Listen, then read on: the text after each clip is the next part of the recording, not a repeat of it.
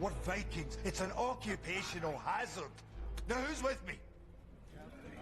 Today's not good for me. All right.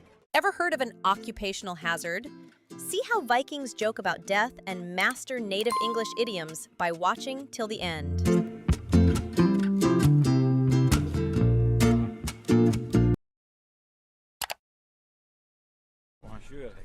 He never listens. Well, it runs in the family. And when he does, it's always with this disappointed scowl, like someone skimped on the meat in his sandwich. Excuse me, barmaid. I'm afraid you brought me the wrong offspring. I ordered an extra large boy with beefy arms, extra guts and glory on the side. This is a talking fish bone. No, you're... No. He never listens. Well, it runs in the family. And when he does... Runs in the family. Runs in the family is a classic idiom meaning a trait, ability, or problem is common among relatives. It implies genetics or shared habits. Use this to explain why you act just like your parents. Her talent for music runs in the family. Her dad was a singer too. It explains a shared skill between generations. Disappointed scowl, like someone skimped on the meat in his sandwich. Excuse me, Skimped on. To skimp on something means to use too little of it to save money or effort. It implies being cheap or stingy. Use this when someone cuts corners and gives you less than you deserve. Don't skimp on the sunscreen or you'll get burned. It warns against using too little of a necessary item. offspring. I ordered an extra large boy with beefy arms, extra guts and glory on the side. This here. On the side. On the side usually refers to a side dish at a restaurant, like fries. Here, it's used metaphorically to list personality traits as if ordering food. It adds a demanding, unsatisfied tone. He wants a job with high pay and some adventure on the side. It lists an additional desirable feature. Glory on the side. This here. This is a talking fish bone. No, you're thinking of... Talking fishbone? Calling someone a talking fishbone is a humorous, slightly mean metaphor for being extremely skinny and weak. It creates a vivid image of fragility. Use it playfully to describe someone very thin. I was just a talking fishbone before I started lifting weights. It humorously describes a past lack of muscle.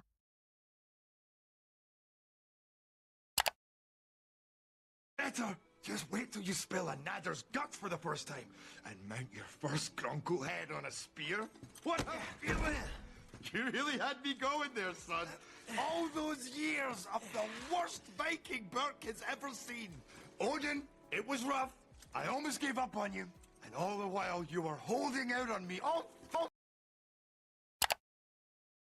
it's better. Just wait till you spill a nadder's guts for the first time and mount your first... Spill someone's guts.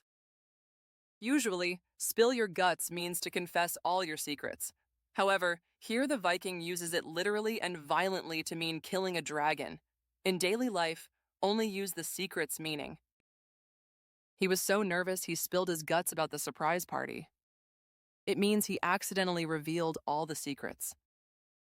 The detective made the suspect spill his guts. It implies forcing a full confession. Spear? What a feeling! You really had me going there, son. Had me going. If someone says, "You had me going," it means they were fooled or convinced by you for a moment. It expresses relief after realizing the truth. Use it when someone successfully pranks or tricks you. I thought you were actually fired. You really had me going. It expresses relief after being tricked.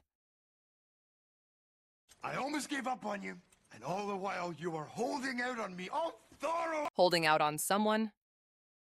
To hold out on someone means to keep a secret or withhold something they should know. It implies a feeling of betrayal or surprise. Use this when a friend hides good news from you. You won the lottery and didn't tell me? You've been holding out on me. It expresses shock at a kept secret.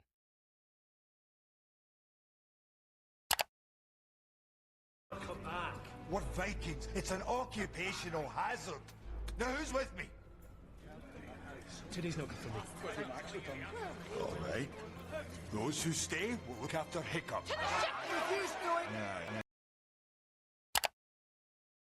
Never come back. We're Vikings. It's an occupational hazard. Now who's with me? Occupational hazard. An occupational hazard is a risk that comes with a specific job. For Vikings, it's death. For a chef, it might be burns. Use it humorously to describe annoyances at your work.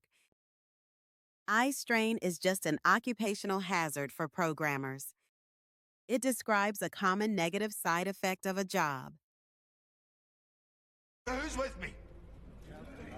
Today's not good for me. Count me out. Count me out is a firm way to say, I am not participating. It's the opposite of count me in. Use this when you want to avoid a bad plan or hard work. If you're going hiking in the rain, count me out. It states a refusal to join an activity. Today's not good for me. All right. Returns. In retail, returns are items you bring back to a store. Here, the Viking uses a modern shopping term for his battle axe to make a funny excuse. It highlights the mix of modern and ancient concepts. The line for returns at the store was huge after Christmas. It refers to bringing unwanted items back to a shop.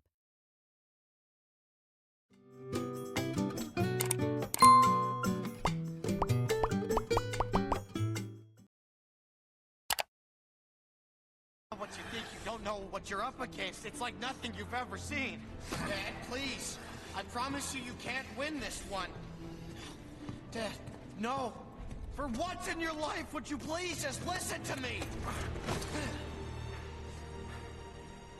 You've thrown your lot in with them.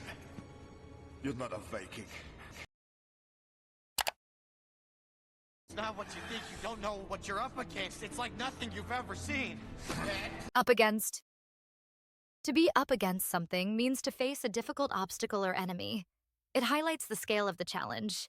Use it when explaining why a task is harder than it looks. We are up against a very strong team in the finals. It describes facing a tough opponent. Dad, no. For once in your life, would you please just listen to me? You've thrown your lot in with them. You're not a Viking. Thrown your lot in with. To throw your lot in with someone means to join them and share their fate, usually in a risky situation. It's a high-level C2 phrase implying total allegiance. Use it for dramatic alliances. He quit his safe job and threw his lot in with a risky startup. It means he fully committed to a risky partner. I'm throwing my lot in with you. Let's win this together. It expresses a decision to support someone fully.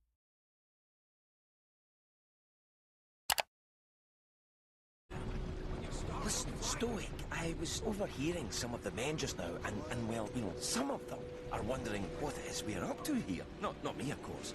I know you're always the man with a plan, but some, not me, are wondering if there is in fact a plan at all, and what it might be. Find the nest and take it. Listen, Stoic, I was overhearing some of the men just now, and well, you know... Overhearing. To overhear means to accidentally hear a conversation you weren't part of. Unlike eavesdropping, which is intentional, overhearing is usually accidental. Use it to share gossip you found by chance. I overheard them talking about a surprise party for me. It describes accidentally hearing secret info. Not me, of course.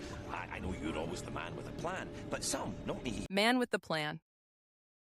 The man with the plan is a catchy, rhyming slang for the leader or the person who knows what to do. It sounds confident and cool. Use it to compliment a capable friend. Ask Dave. He's the man with the plan for this road trip. It identifies the person in charge of organization.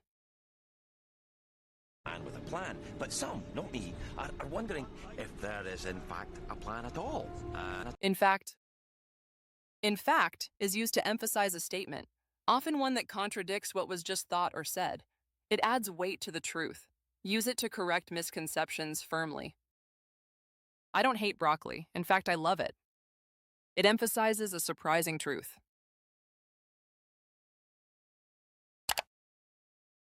Carried off! Who, me? No, come on, I'm way too muscular for their taste. They wouldn't know what to do with all this. Well, they need toothpicks, don't they? The meathead with attitude and interchangeable hands is Gobber. I've been his apprentice ever since I was little. Well, littler.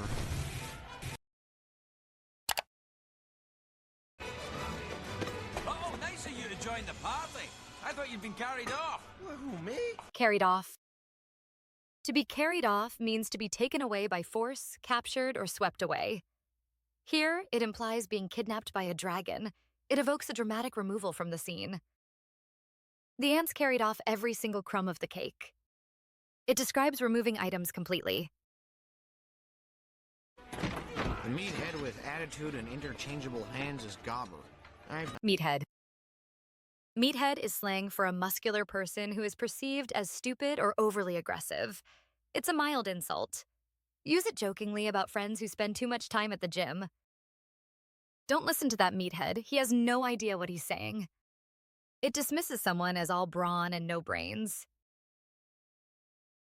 Hands is Gobber. I've been his apprentice ever since I was little. Well, littler. Apprentice. An apprentice is someone learning a trade from a skilled employer. It implies a beginner status and hard work. Use it if you are learning a job directly from a master. As an apprentice electrician, he watches and learns before doing. It describes a learner in a trade.